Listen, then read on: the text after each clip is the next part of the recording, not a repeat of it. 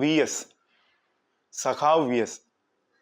ഈ രണ്ടക്ഷരം മലയാളിയുടെ മനസ്സിൽ ആഴത്തിൽ വേരുറച്ചതാണ്. ആരായിരുന്നു മലയാളിക്ക് വി എസ്? വി എസ് ഇല്ലാത്ത കേരളം എന്ന് പറയാറുണ്ട്. ഓരോ സാമൂഹ്യ രാഷ്ട്രീയ വിഷയം വരുമ്പോഴും ഈ വിഷയത്തിൽ വി എസ് എന്ത് നിലപാട് സ്വീകരിക്കും, എന്ത് നിലപാടാവും സ്വീകരിക്കുക എന്ന് ഇപ്പോഴും മലയാളി ചിന്തിക്കാറുണ്ട്. അതുതന്നെയാണ് വി എസ് എന്ന വ്യക്തിത്വത്തിൻ്റെ പ്രത്യേകതയും. പതിറ്റാണ്ടുകളായി കേരളത്തിൻ്റെ രാഷ്ട്രീയ, സാമൂഹിക, സാംസ്കാരിക മേഖലയിൽ വി എസ് എന്ന രണ്ടക്ഷരം ചെലുത്തിയ സ്വാധീനമാണ് ഇത്തരമൊരു ചിന്തയ്ക്ക് കാരണം. വി എസിൻ്റെ അഭാവം വലിയൊരു വിടവ് സൃഷ്ടിച്ചിരിക്കുന്നു. സജീവമല്ലാത്ത വി എസും തുടർന്ന് വി എസിൻ്റെ വിയോഗവും മലയാളിയെ അത്രയധികം വേദനിപ്പിക്കുന്നുണ്ട്. അസാധാരണമായ കഴിവുകളുള്ള വ്യക്തിത്വമൊന്നും ആയിരുന്നില്ല വി എസ്. എന്നാൽ ആ സാധാരണത്വം അത് ജീവിതാവസാനം വരെ നിലനിർത്താൻ സാധിച്ചതുമാണ് വി എസിൻ്റെ മഹത്വം. സാധാരണക്കാർക്ക് മനസ്സിലാകുന്ന ആ നീട്ടിയും കുറുക്കിയുമുള്ള സംഭാഷണ ശൈലിയും കണിശക്കാരൻ വയോധികൻ എന്ന ഇമേജുമെല്ലാം ന്യൂ ജനറേഷനെ പോലും ആകർഷിച്ചിരുന്നു.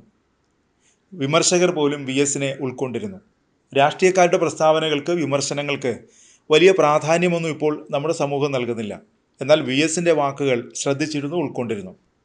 ഇതൊക്കെ പറയുമ്പോഴും വി എസ് വിമർശനത്തിന് അതീതനാണ് എന്നല്ല അർത്ഥമാക്കുന്നത്. ശരിതെറ്റുകൾ ചേരുന്നതാണ് ഓരോ വ്യക്തിത്വവും, ഓരോ മനുഷ്യനും. വി എസിന് പത്മവിഭൂഷൺ ലഭിച്ചത് വലിയ വാർത്താ പ്രാധാന്യം നേടി. മരണാനന്തര ബഹുമതിയായി വി എസിന് ലഭിച്ച പത്മവിഭൂഷൺ എല്ലാവരെയും സന്തോഷിപ്പിച്ചു. എന്നാൽ നേരത്തെ CPM നേതാക്കളായ EMSഉം ബുദ്ധദേവ് ഭട്ടാചാര്യയും തങ്ങൾക്ക് ലഭിച്ച പത്മ പുരസ്കാരങ്ങൾ നിരസിച്ചിരുന്നു. വി എസിൻ്റെ കാര്യത്തിൽ പാർട്ടി എന്ത് നിലപാട് സ്വീകരിക്കുമെന്ന ചോദ്യം ഉയർന്നത് ഈ സാഹചര്യത്തിലാണ്. അതിനിടെ CPM general secretary MA Baby പാർട്ടിയുടെ നിലപാട് വ്യക്തമാക്കി. വി എസ് ജീവിച്ചിരുന്നെങ്കിൽ പത്മവിഭൂഷൺ നിരസിക്കുമായിരുന്നുവെന്നാണ് CPM ജനറൽ സെക്രട്ടറി പറഞ്ഞത്. ഇത്തരം പുരസ്കാരങ്ങൾ സ്വീകരിക്കുന്ന രീതി പാർട്ടിക്കില്ല. പുരസ്കാരം കൈപ്പറ്റണോ എന്ന് കുടുംബം തീരുമാനിക്കട്ടെ എന്നും അദ്ദേഹം പറഞ്ഞു. പിന്നാലെയാണ് ഇക്കാര്യത്തിൽ തങ്ങൾ പാർട്ടി നിലപാടിനൊപ്പമാണെന്ന് വി എസിൻ്റെ മകൻ VA അരുൺകുമാർ വ്യക്തമാക്കിയത്. വ്യാഴാഴ്ച ഫേസ്ബുക്ക് കുറിപ്പിലൂടെയാണ് അരുൺകുമാർ കുടുംബത്തിൻ്റെ നിലപാട് വ്യക്തമാക്കിയത്. ജനകീയ പോരാട്ടങ്ങളിലൂടെയും അചഞ്ചലമായ രാഷ്ട്രീയ നിലപാടുകളിലൂടെയും പതിറ്റാണ്ടുകളോളം കേരളീയ പൊതുസമൂഹത്തോടൊപ്പം സഞ്ചരിച്ച വി എസിനോട് ജനങ്ങൾ കാണിക്കുന്ന സ്നേഹവും ബഹുമാനവും എന്നും ഞങ്ങൾക്ക് വലിയ കരുത്താണ്.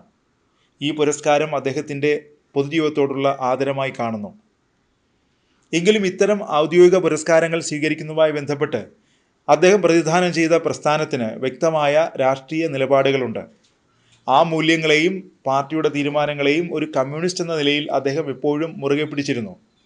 പിതാവിൻ്റെ ആദർശങ്ങൾക്കും പാർട്ടി നിലപാടുകൾക്കും ഒപ്പമായിരിക്കും ഇക്കാര്യത്തിൽ കുടുംബത്തിൻ്റെ തീരുമാനം. വി എസിന് ജനഹൃദയങ്ങൾ ലഭിച്ചിട്ടുള്ള സ്ഥാനമാണ് ഏതൊരു പുരസ്കാരത്തെക്കാളും വലുതെന്ന് ഞങ്ങൾ വിശ്വസിക്കുന്നു.